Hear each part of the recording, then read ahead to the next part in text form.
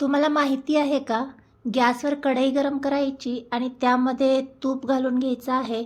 जसं तूप गरम झालं की यामध्ये बारीक रवा घालून घ्यायचा आहे आणि मीडियम गॅसवर हा रवा आपल्याला खमंग असा भाजून घ्यायचा आहे.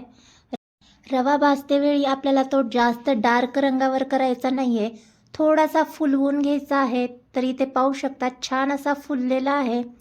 आता हा फुललेला रवा आहे तो एका परातीमध्ये आपण काढून घ्यायचा आहे आणि सेम कढईमध्ये काय करायचं आहे, थोडीशी कढई क्लीन करून आणखी थोडंसं तूप गरम करून घ्यायचं आहे आणि यामध्ये आपल्याला चाळून घेतलेलं बेसन घालून घ्यायचं आहे आणि बेसन देखील छान खमंग आणि डार्क रंग येईपर्यंत भाजून घ्यायचं आहे.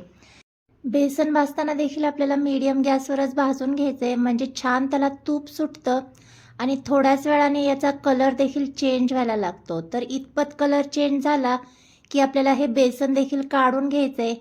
बेसन काढत असताना ज्या भांड्यामध्ये आपण रवा काढलेला आहे ना, त्यामध्येच हे बेसन आपल्याला घालून घ्यायचं आहे आणि आता हे गरम असतानाच आपल्याला पटपट हे छान असं मिक्स करून घ्यायचं आहे.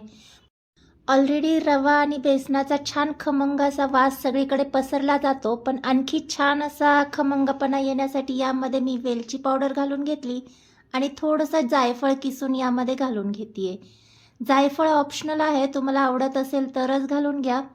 छान पुन्हा एकजीव करून घ्यायचे आणि यामध्ये मी एक तारी याचा गरम पाक केलेला आहे, तो गरम असतानाच यामध्ये घालून घ्यायचा आहे. थंड पाक अजिबात वापरायचा नाही आहे. पाक घालून झाला ना, तर पुढची प्रोसेस थोडीशी फास्ट करायची, म्हणजे पाकामध्ये हे सगळं आपल्याला एकजीव करून घ्यायचे, गाठी गुठळ्या होऊन द्यायच्या नाही आहेत. तसं छान असं मिक्स करून घ्यायचे. तर इथे परफेक्ट असं आपलं मिश्रण तयार झालं आहे, अजिबात गाठी गुठळ्या नाही आहेत. असतील तर त्या फोडून घ्यायच्यात. आता यामध्ये आवडीनुसार ड्रायफ्रुट्स आणि शिल्लक राहिलेलं तूप मी घालून घेते आणि छान एकजीव करून घ्यायचे. तर थोड्याच वेळाने मिश्रण असं ड्राय व्हायला लागतं, त्यामुळे काय करायचं, एक साईडला हे सगळं आपल्याला मिश्रण करून घ्यायचं आहे. याने काय होतं, आपलं जे मिश्रण आहे ना, ते बराच वेळ कोमट राहतं आणि मिश्रण कोमट राहिल्यामुळे आपल्याला झटपट याचे असे लाडू वळता येतात. तर इथे पाहू शकता अगदीच झटपट असा आपला रवा बेसनाचा लाडू इथे बांधून तयार झालेला आहे.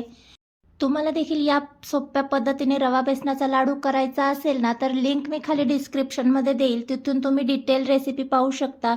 तर आजचा रवा बेसनाचा लाडू तुम्हाला आवडला असेल ना, तर प्लीज व्हिडिओला लाईक करा आणि चॅनलवर नवीन आला असाल तर चॅनलला मात्र सबस्क्राईब केल्याशिवाय जाऊ नका. बाय.